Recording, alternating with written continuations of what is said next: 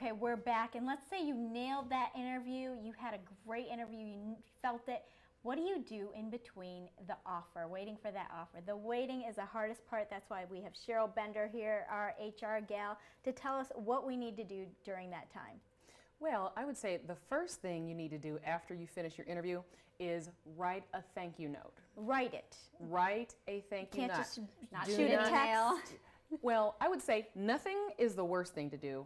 An email is, okay. See, I'm old school. I don't Writing like a thank you note is classy. What about just putting in a phone call? How does that rate? Well, it depends on what the phone call is for. A follow-up phone call might be viewed as a little bit touchy. It might not be territory you want to venture into. Okay.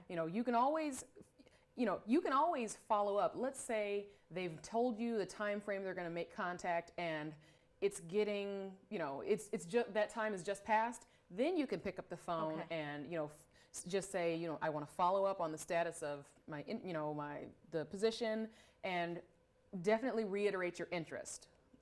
But I would say that's probably the only time you want to pick up the phone. You don't want to harass them and say, I'm still here? Absolutely. No, definitely not. I mean, it makes perfect sense to reiterate your interest, but by the same token, you don't want to stalk them.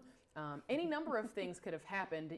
If it turns out there's a delay, maybe a hiring manager had an emergency, they had to leave, and so progress is stalled. It's okay to check in, and if you check in, then they'll be able to tell you that. Okay. But calling them, every 3 days, don't harass not a good them. look. And what about as far as I'm getting my question. Oh my gosh, I gotta do this again. I know, but I completely blanked. Go, keep going. Okay. What was my 1 question? minute. Oh yeah, I had it. Okay, ready? Okay.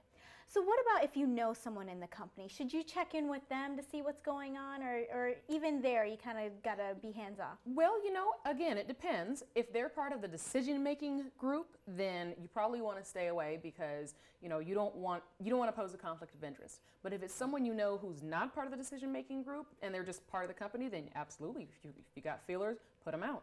And what about as far as if you've met with multiple people, do you want to give thank yous to all of them? Yep. Do you want to reach out to all of them? Yes, and get their information before you leave. I was just going to say, when is a good time for that? Exactly, at the interview. Get their names, get their business cards if they have them, but at least with their name, you'll be armed with that. So yes, and send a thank you note to all of them, because the last thing you want to do is send it to one and expect that they're going to pass it around to everybody else. Right. Well, let's think about the thank you note too. I mean, are you looking for something that's professional as far as a card? Are you looking for cutesy? Like, what kind of thank you note are you going to look for? Well, I think professional is best. Just a nice, something normal, plain, simple. Yeah, plain is better. I have a set of thank you notes adorned with a cupcake. I probably wouldn't send those, to someone I interviewed with. All right, so keep it simple. Well, thank you so much. You have the best tips out there. So thank you. We'll be back with more Every Way Woman.